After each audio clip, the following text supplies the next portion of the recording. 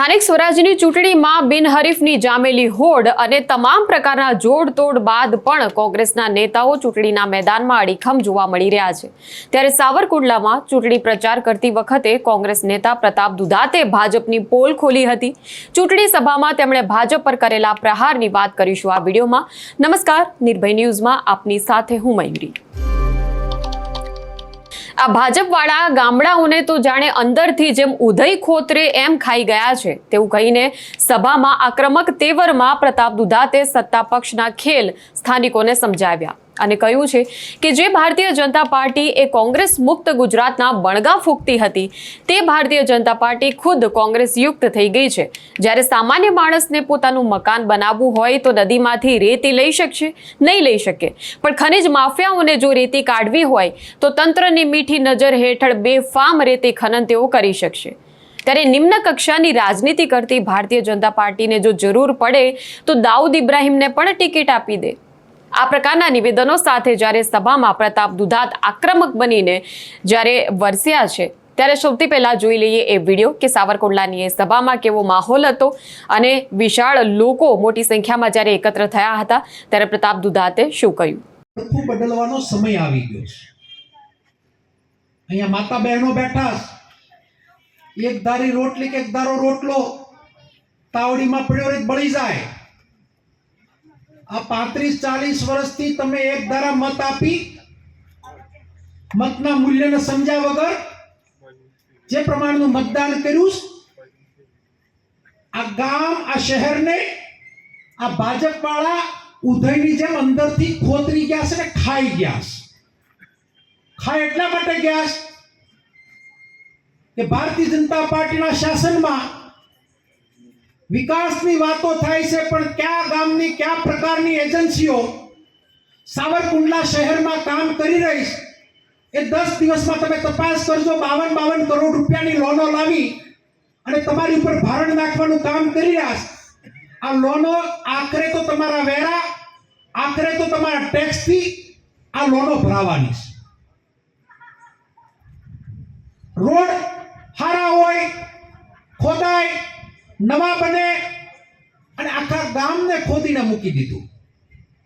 કામ થાય એનો અમને વાંધો નથી, પણ કામની કઈક પદ્ધતિ તો હોય કે ના હોય, કામની કોઈ વ્યવસ્થા તો હોય કે ના હોય।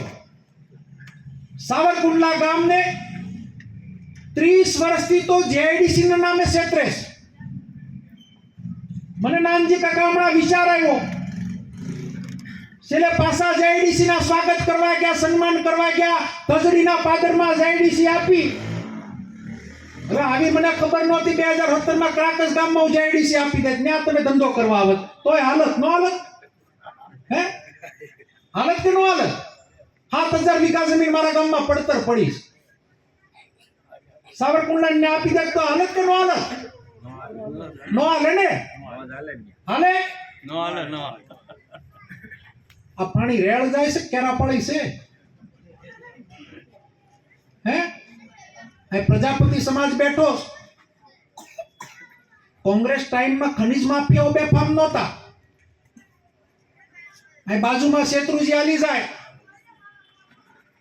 ન્યા ઇકો ઝોન, તમે ટ્રેક્ટર લઈને ભરવા જાવ તો, હું ભરવા જાવ તો ઇકો ઝોન, પણ પોલીસ ખનિજ માફિયાઓ ઈ મજા આવે એમ રેતી ભરી આવે, ઈ નહીં તમને રેતી વેચવા આવે। નથી સરકારને આવક, નથી પ્રજાને કોઈ ફાયદો। 5,000 નું ટ્રેક્ટર મળે, નથી કોઈ રોયલ્ટી ભરતું। તમારા ધંધા સિનવવાનું આ લોકોએ કામ કર્યું છે।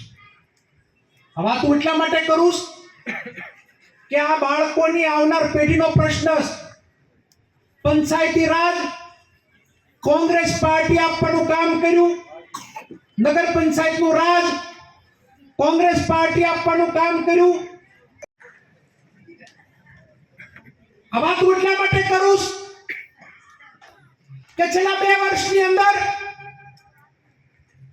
તમે હજુ મતને નાખવાની 26 તારીખને વાર છે, મત નાખવા પહેલા ગામની અંદર સર્વે કરી લેજો।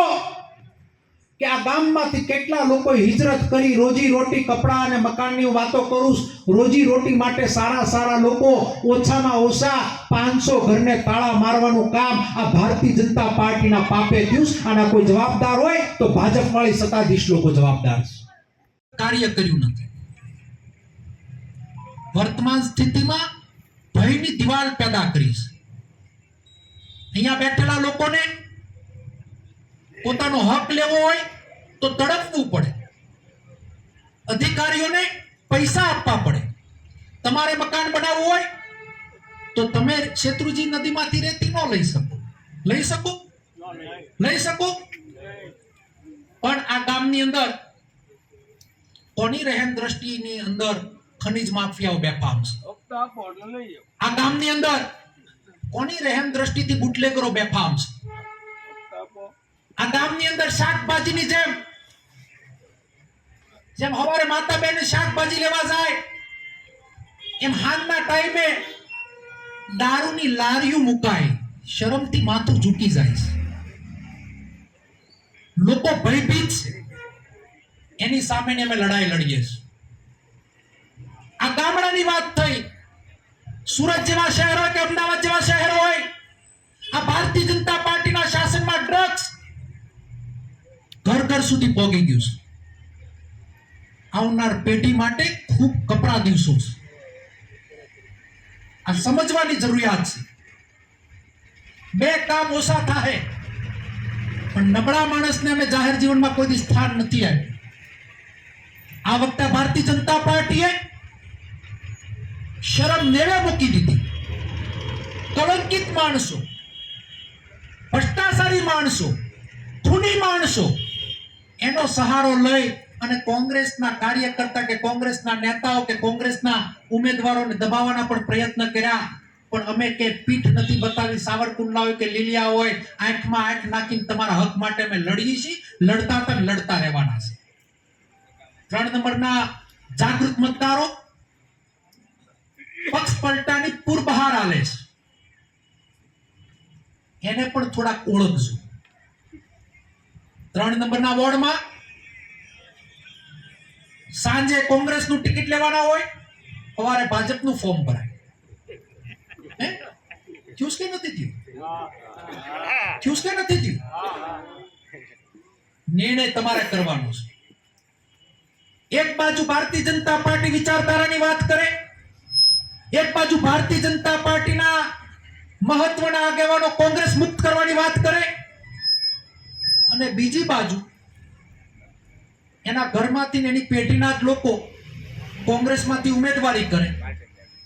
75% ભારતીય જનતા પાર્ટીમાં કોંગ્રેસના આગેવાનો આખા ગુજરાતની અંદર બેઠા છે. ક્યાં ગઈ તમારી વિચારધારા? વિચારધારાની વાતો કરનાર લોકો એક બાજુ તમે રાષ્ટ્રવાદની વાતો કરો. આ ભારતીય જનતા પાર્ટીની વર્તમાન ભારતીય જનતા પાર્ટીની માનસિકતા એટલી નિમ્ન કક્ષાની છે કે જો એને જીતવું હોય તો દાઉદ ઇબ્રાહિમને પણ ટિકિટ આપે. આમાં કોઈ વધારાની વાત નથી કરતો. આ સત્તા માટે છેલ્લી કક્ષાએ જઈ શકે અને છેલ્લી પાયરીનું રાજનીતિ કરી શકે. અમે લોકો ક્યારે એવું કોઈ કાર્ય ના થાય કે પ્રજાને પીડા પડે કે પ્રજાનું માથું ઝૂકી જાય. આ વાત એટલા માટે કરું કે શેરીએ વાત અલગ, ગામડે વાત અલગ. આનો કોઈ વિચાર જ નથી. આ એક ફુગો ફૂલેલો છે ગુજરાતની અંદર. તમારે મત રૂપી ટાસણી મારવાની છે અને તમારા એક મતની તાકાત ધીરુભાઈ અંબાણીના, મુકેશ અંબાણીની પણ એક કિંમત છે અને તમારા મતની પણ એક કિંમત છે. ભૂતકાળની અંદર ગરીબ માણસોને પૈસાની લાઈનમાં, બીજી ત્રીજી લાઈનમાં જીતવામાં સફળ રહ્યા છે. હું ખાતરી આપું કે કોંગ્રેસની રાત લાંબી પણ દિવસ એક દિવસ ઉગવાનો છે અને દિવસ 100% ઉગવાનો છે. અમને વિશ્વાસ છે કે અમે સત્યના પથ ઉપર છે. અમે તમારા હક માટે લડ્યા છીએ, લડવાના છીએ, લડતા રહેવાના છીએ. મારે કોઈ બીજી વાત નથી કરવી. આ ગામને ભ્રષ્ટાચારમાંથી મુક્ત કરાવવું હોય તો આ ગામજનોને 3 નંબરના વોર્ડમાં કહેતો જાઓ કે નગરપાલિકામાં એટલા વર્ષો સુધી મેં માથું નથી પાડ્યું. એકવાર કોંગ્રેસનું બોર્ડ આપો, 1.5 વર્ષ પછી ધારાસભાની ઇલેક્શન આવે અને નગરપાલિકા લગતી ફરિયાદ નિવારણ સમિતિની અંદર અને બધી યોજનાઓમાં હું પોતે બેસે અને જો પાર્ટીના મહત્વના આગેવાનો કોંગ્રેસ મુક્ત કરવાની વાત કરે અને બીજી બાજુ એના ઘરમાંથી ને એની પેઢીના જ લોકો કોંગ્રેસમાંથી ઉમેદવારી કરે, 75% ભારતીય જનતા પાર્ટીમાં કોંગ્રેસના આગેવાનો આખા ગુજરાતની અંદર બેઠા છે. ક્યાં ગઈ તમારી વિચારધારા? વિચારધારાની વાતો કરનાર લોકો એક બાજુ તમે રાષ્ટ્રવાદની વાતો કરો. આ ભારતીય જનતા પાર્ટીની વર્તમાન ભારતીય જનતા પાર્ટીની માનસિકતા એટલી નિમ્ન કક્ષાની છે કે જો એને જીતવું હોય તો દાઉદ ઇબ્રાહિમને પણ ટિકિટ આપે. આમાં કોઈ વધારાની વાત નથી કરતો. તો જે અમરેલીના સાવરકુંડલામાં પ્રતાપ દુધાતે ભાજપને આડે હાથ લીધી અને દાઉદનો ઉલ્લેખ શા માટે કર્યો? કેમ કે આ એ જ અમરેલી છે કે જ્યાંથી ભાજપ ધારાસભ્યના પત્નીનું એ નિવેદન વાયરલ થયું હતું. તેમણે જે કહ્યું હતું કે વિધર્મીઓનો નાશ કરવાની ઝુંબેશ ભાજપે ઉપાડી છે અને પછી આ નિવેદન ભલે તેમણે ફેરવી તોડ્યું હોય, પરંતુ ભાજપની કરણી અને કથનીમાં મોટો ફેર છે. અને આ વખતે પંચાયતની ચૂંટણીઓમાં 90થી વધારે ઉમેદવારોને જ્યારે ભાજપે ચૂંટણીના મેદાનમાં ઉતાર્યા, બેઠકો જે બિનહરીફ થઈ તેમાં પણ ભાજપના અમુક વિધર્મી ઉમેદવારો પણ બિનહરીફ જીત્યા. આટલું ઓછું હોય તેમ ભાજપના જે વિધર્મી ઉમેદવારો અત્યારે જે ચૂંટણીના મેદાનમાં છે તે જોરશોરથી ચૂંટણી પ્રચાર પણ વિધર્મીઓના વિસ્તારમાં જઈને કરી રહ્યા છે. એટલે સાવરકુંડલાની જનતાને પ્રતાપ દુધાતે તો પોતાની રીતે સમજાવવાનો પ્રયાસ કર્યો છે, પરંતુ જોવાનું હવે એ રહેશે કે પ્રજાનો ઝુકાવ અમરેલીમાં કોના તરફી રહે છે. ત્યારે આ વિષય પર તમારું શું માનવું છે અમને જણાવશો અને નિર્ભય ન્યૂઝને લાઇક, શેર અને સબસ્ક્રાઇબ કરવાનું ભૂલશો નહીં. નમસ્કાર.